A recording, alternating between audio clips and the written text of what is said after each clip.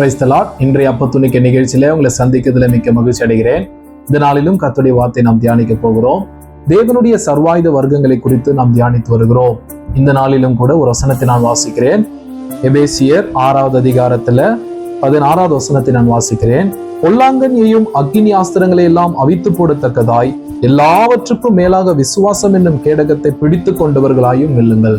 ஆமென். கவனிங்க, நாம் ஒவ்வொரு வெப்பன் குறித்து நாம் பார்த்துட்டு வருகிறோம். அதே போல இந்த நாள்ல கூட விசுவாசம் என்னும் கேடகத்தை குறித்து நாம் தியானிக்க போகிறோம். பாருங்க, வசனம் சொல்றது எல்லாவற்றுக்கும் மேலாக விசுவாசம் என்னும் கேடகம். ஹல்லேலூயா. மற்ற எல்லா ஆயுதங்களை காட்டிலும் இந்த விசுவாசம் என்னும் கேடகம் மிக முக்கியமானது என்று சொல்லி பவுல் அப்போஸ்தலன் குறிப்பிடுவதை நம்மால பார்க்க முடியுது. கவனிக்க கர்த்தருடைய பிள்ளைகளே, எப்படி மார்க்கவசம் ஒரு வெப்பன், அதாவது ஒரு டிஃபென்ஸ் வெப்பனோ, அதாவது பொல்லாங்கன் எய்யும் அக்னி ஆஸ்திரங்கள் நம்மை பாதுகாக்கும், அதே போல இந்த கேடகமும் நம்மை எல்லா எதிரியின் அக்னி ஆஸ்திரங்கள்ல இருந்து நம்மை பாதுகாக்கக்கூடிய ஒன்று. ஆனா இன்னொரு காரியம் என்ன கேட்டீங்கன்னா, மார்க்கவசம் என்பது ஒரு குறிப்பிட்ட பகுதியை மட்டும்தான் அது பாதுகாக்கும். அதாவது பிரஸ்ட் பிளேட் அப்படி பாத்தீங்கன்னா அந்த நம்முடைய மார்பகத்தை மட்டும்தான் அது பாதுகாக்கும். ஆனா விசுவாசம் என்ன கேடகம், இந்த கேடகம் அப்படி கிடையாது. இந்த கேடகம் என்பது நம்முடைய முழு சரீரத்தையும் சத்துருடைய அந்த ஆயுதங்களுக்கு நம்மை விலக்கி தப்புவிக்கக்கூடிய ஒன்றாக தான் இந்த கேடகம் இருக்கு. அதே போலதான் இந்த விசுவாசமும் கூட. ஹல்லேலூயா. பாருங்க, நம்முடைய முழு சரீரத்தையும் இந்த விசுவாசம் என்னும் கேடகம் பாதுகாக்கக்கூடியது. ஹல்லேலூயா. அதனாலதான் வசனம் சொல்லுகிறது, நம்முடைய விசுவாசமே உலகத்தை ஜெயிக்கிற ஜெயம் என்று சொல்லி எழுதப்பட்டிருக்கிறது. ஹல்லேலூயா. பாருங்க, எபிரேயர் 12:33 நாம் தொடர்ந்து வாசிக்கிறோம்.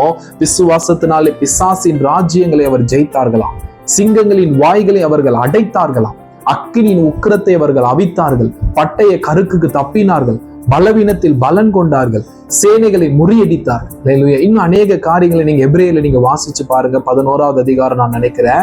அந்த 11வது அதிகாரத்துல நிறைய சம்பவங்கள் உங்களால் வாசிக்க முடியும். அப்போ தேவ பிள்ளையை கவனிங்க, ஆவிக்குரிய யுத்தத்தில் நிற்கிற நமக்கு விசுவாசம் ரொம்ப அவசியம். விசுவாசம் இல்லாம ஹல்லேலூயா நாம் சத்துருக்கு நாம் எதிர்த்து நிற்க முடியாது, ஜெயிக்க முடியாது. அப்போ நம்முடைய வாழ்க்கையில விசுவாசம் ரொம்ப ரொம்ப முக்கியம்.